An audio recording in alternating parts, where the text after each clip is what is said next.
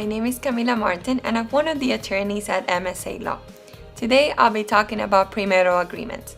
So you would ask, what is a premarital agreement and how can it protect me? So a premarital agreement is simply a contract that you enter into with your soon-to-be spouse.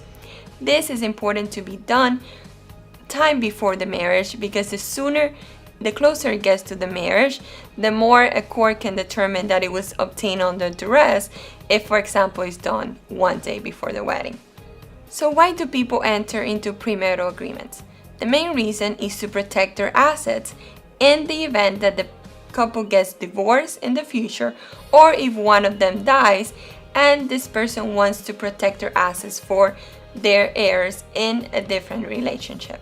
For example, if you were married before, you have children from a different relationship, you might want to protect your assets for your children instead of these assets going to your spouse in the event that you die. So what assets can be protected in a premarital agreement?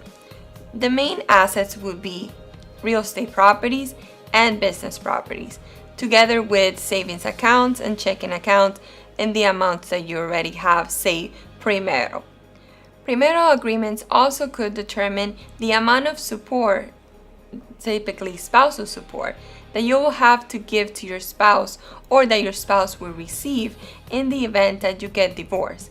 If this is not determined by a premarital agreement, it would be determined by the court at the time of the dissolution of marriage. In order to make a premarital agreement legitimate and to ensure that the court would not set it aside at the time of a divorce, it is important that both parties sign freely and voluntarily and knowing all the assets that the other spouse has at the time of signing.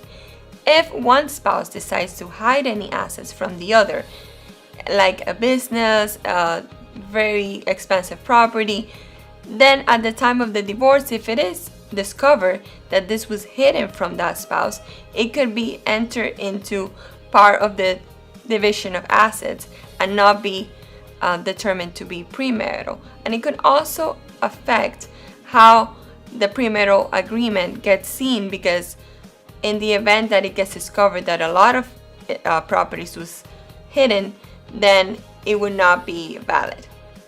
So if you're going to get married soon and you have assets and properties that you want to protect, it is important that you consult with an attorney.